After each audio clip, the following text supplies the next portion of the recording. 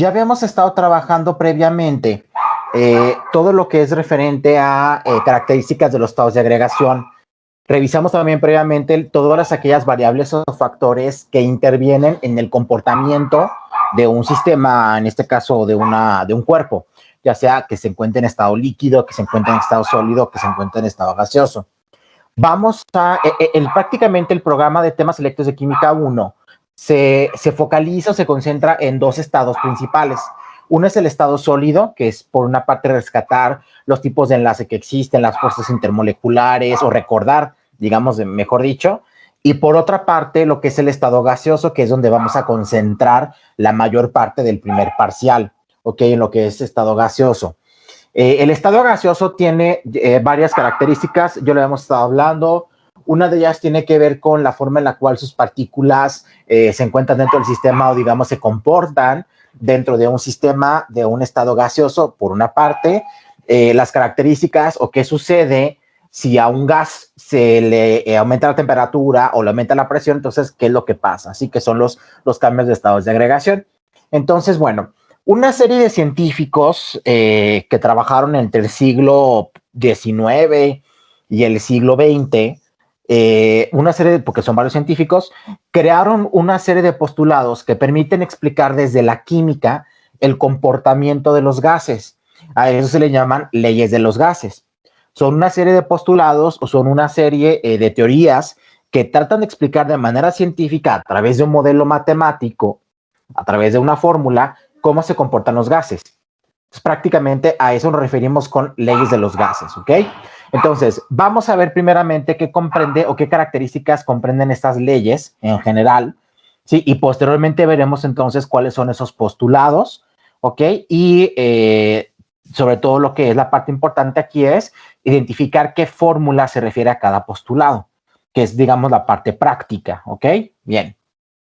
Entonces, ¿qué características tiene el estado gaseoso? Bueno, ya hemos revisado, no tiene forma definida, no tiene volumen tampoco, ¿ok? Son compresibles, es decir, sus partículas se pueden reducir a un menor volumen, ¿verdad? Y por lo tanto, el espacio que existe entre sus partículas es disperso. Es decir, que las partículas se pueden mover una sobre la otra cuando estamos hablando específicamente de un gas, ¿ok? Presenta varias características. La compresibilidad, que fue lo que les expliqué ahorita, es decir, la capacidad que tienen los gases para que sus partículas ocupen un menor volumen, se comprimen. A eso se le llama compresibilidad. Por otro lado, la expansibilidad, que es la capacidad que tienen para aumentar un volumen. Es decir, si están contenidos en un cuerpo, entonces como esas partículas se pueden dispersar dentro de ese cuerpo, llámese un globo, llámese un tanque, ¿sí? Etcétera, etcétera, o digamos cualquier recipiente que lo contenga. En el caso de la efusión, ¿sí? Que es el paso de moléculas gaseosas a través de un orificio o de una apertura de un recipiente con mayor presión a uno de menor, que es generalmente cuando hay una ruptura, por ejemplo, de algún cuerpo que contiene un gas. A eso se le llama efusión. Los gases tienen esa característica, ¿sí? Sus partículas se pueden escapar, por así decirlo, ¿ok? A través de este cuerpo. Y la difusión, ¿ok? Que es la capacidad de dispersión de las partículas de un gas en general, es decir, qué capacidad tienen esas partículas para poder ocupar, digamos, un volumen más grande, donde se encuentren a lo mejor disperso ese sistema. Entonces, ¿qué variables son las que vamos a trabajar, chicos? Esto es bien importante porque de esta explicación va a depender la comprensión de los ejercicios con los que vamos a trabajar de leyes de los gases. Entonces, ¿qué variables son las que vamos a trabajar? Presión, volumen, densidad, temperatura. Aquí en esta parte yo le estoy explicando como una definición muy chiquita, muy concreta de lo que es cada una de estas variables. Y del lado derecho, ustedes van a encontrar las unidades del sistema internacional. Sí, recordemos que la gran parte de las leyes de los gases trabajan por unidades del sistema internacional. Entonces, ¿qué sucede a lo mejor si yo no tengo una unidad del sistema internacional? Pues entonces la voy a tener que transformar, ¿sí? Voy a tener que transformar esa variable a unidad del sistema internacional para que entonces yo pueda resolver ese ejercicio. Eso es tremendamente importante, chavos, ¿ok? Bien, entonces en el caso de la presión se va a medir en pascales, tenemos ahí ya la definición, una fuerza ejercida sobre una superficie.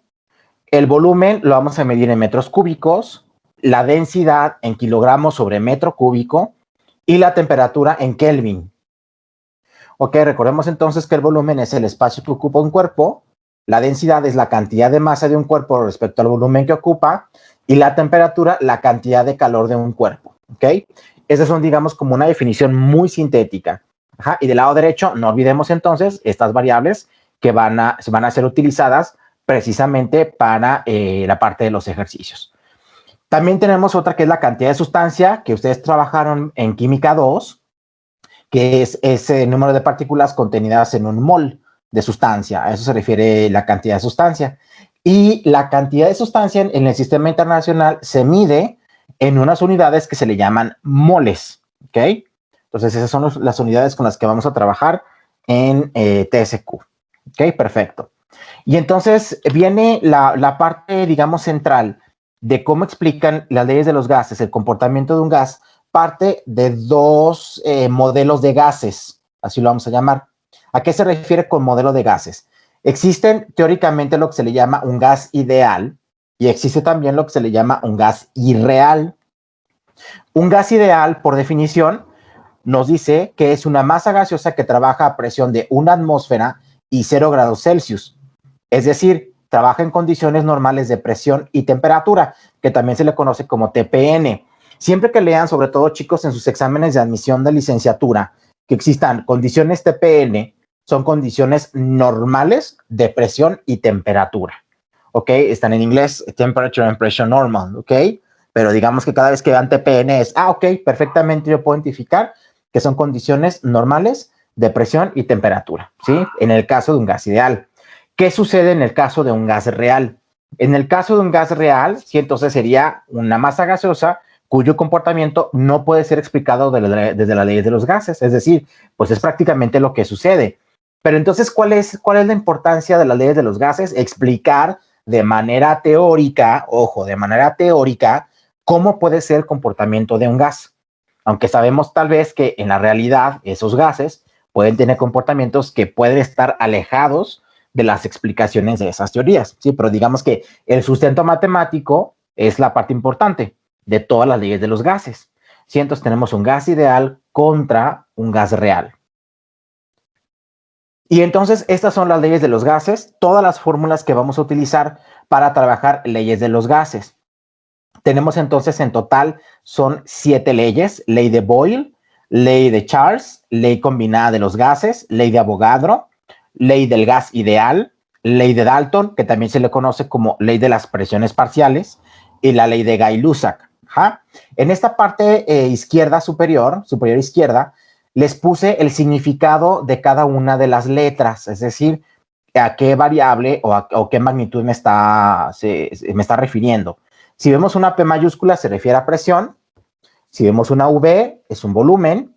Si vemos una T, es temperatura. Si vemos una N, número de moles. Si vemos una R mayúscula, significa entonces constante universal de los gases, que es un valor dado. Si es una constante, y de hecho es, digamos, se emplea para el cálculo también. Y por otra parte, aquí en esta parte superior derecha, ok, les pongo que 1 significa inicial y 2 final. ¿Por qué, chicos? Porque hay algunos autores que al momento de poner las fórmulas, en lugar, no sé, ejemplo, la ley de Boyle, dice presión 1 por volumen 1 es igual a la presión 2 por volumen 2. ¿Sí? Entonces, hay algunos autores que en lugar de ponerle presión 1, le ponen presión I, por ejemplo, presión inicial, ¿sí? Y luego hay otros autores que le ponen en lugar de volumen 2, por ejemplo, le ponen volumen F, que sería volumen final. En mis épocas, cuando yo estudiaba la preparatoria, la gran parte de los libros de química sí venían como I, venían como F. Sí, pero ahora ya, digamos, se trabajan con subíndices 1 y 2, en el entendido que 1 sería entonces el valor inicial de esa variable y el 2 entonces sería la variable final. Entonces, aquí la parte importante es distinguir, ¿no? Cómo se construye cada una de las leyes. Cada una de estas leyes considera entonces diferentes variables, chicos, diferentes magnitudes. ya sea volumen, ya sea temperatura, ya sea presión, cantidad de moles, por ejemplo, constante universal de los gases, valor de las presiones parciales, temperatura, temperatura inicial, temperatura final, ¿ok? Entonces es muy importante nada más tomar en cuenta, número uno, eso, y aparte y además tomar en cuenta que cada una de esas variables tendrá que estar sobre las unidades sobre el sistema internacional, ¿ok? Entonces, esta parte es muy, muy importante, chicos, ¿ok?